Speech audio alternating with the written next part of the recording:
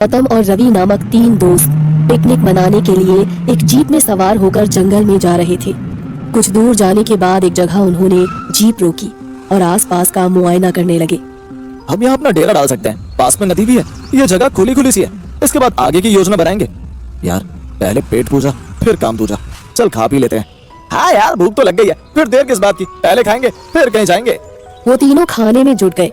आसपास देख ही रहे थे कि दूर पहाड़ी के पास उन्हें रोशनी दिखाई पड़ी। कुछ देर के बाद रोशनी बंद हो गई और फिर वापस आ गई। ये क्रम कुछ देर तक चलता रहा। उन तीनों के मन में जिज्ञासा पैदा हो गई। यार पहाड़ी के पास तक जाना है, जंगल में रोशनी कैसी है पता लगाना है। अब यहाँ आए हैं तो वहाँ भी जाएंगे, रोशनी के खेल को भी समझना पड़ेगा। जंगल की दुनिया में रोशनी एक पहेली है। तीनों की पेट पूजा हो चुकी थी, इसीलिए पहाड़ी की तरफ वो लोग निकल पड़े।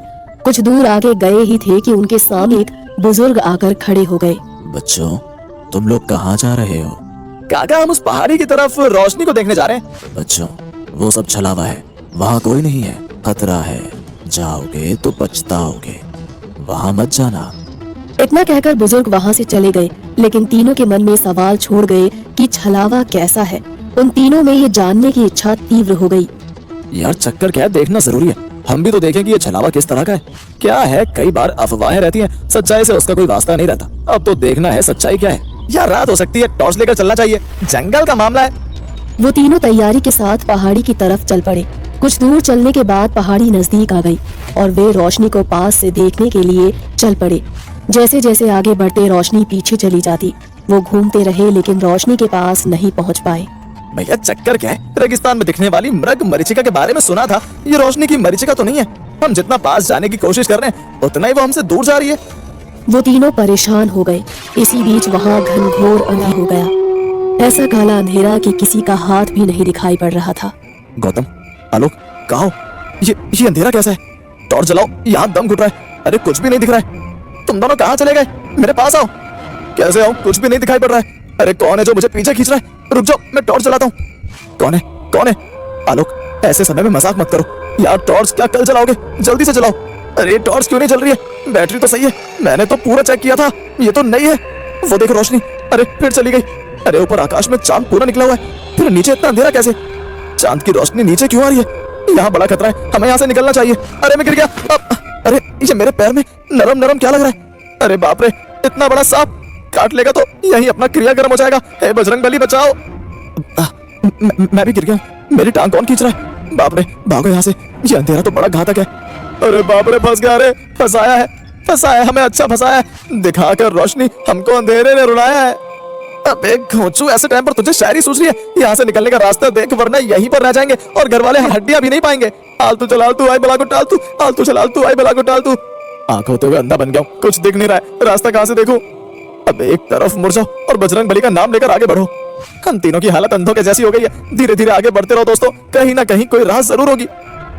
तभी तीनों आगे बढ़ते हैं और एक बड़ी जगह में पहुंच जाते हैं। वहाँ थोड़ी सी रोशनी होती है लेकिन आसपास बहुत सारे नर कंकाल और हड्डियां पड़ी हुई हैं। तीनों डर जाते हैं। अरे बाप रे, ये हम कहाँ गए?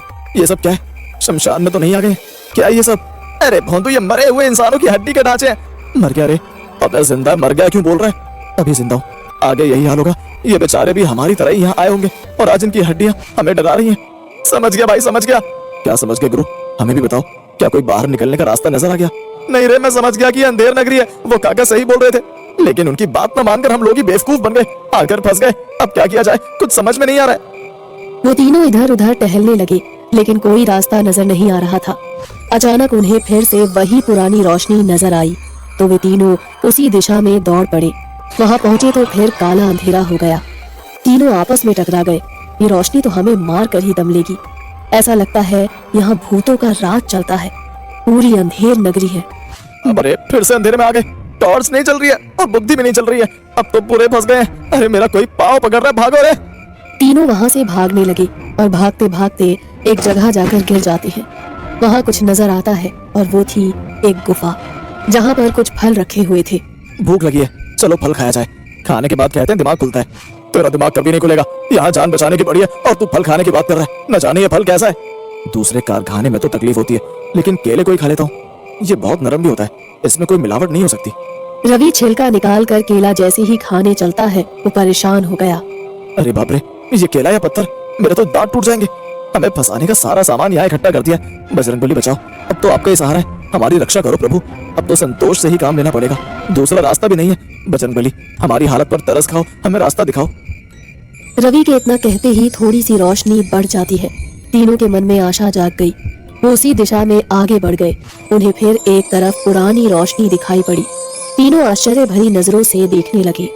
अरे बाप रे, वो धोखेबाज रोशनी हमें फिर से फंसाएगी। 2 बार धोखा खा चुके हैं और बच गए। अब अपना सही दिमाग लगाना है, उस तरफ नहीं जाना है और दूसरी तरफ से निकलना है। ये रोशनी जहाँ है, धोखा वहाँ है। अब हमें चलना है विपरीत दिशा में। मेरे साथ आओ, ध्यान से, आहिस्ता आहिस्ता चलो।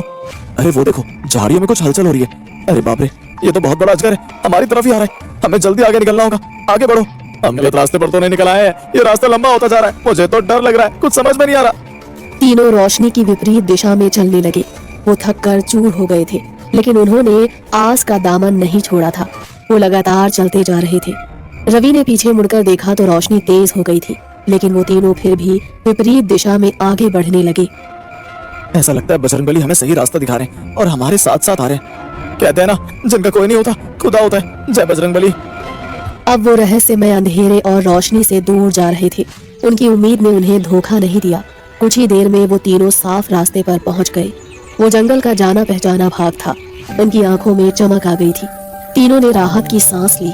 बजरंगबली की बड़ी कृपा हो गई, जो हम उस रहस्य में अंधेरे की दुनिया से बाहर आ गए। वहाँ की कल्पना करके भी कलेजा मुंह को आ जाता है। सच कहा है, बड़े बुजुर्गों की राय माननी चाहिए। जय हो बजरंगबली।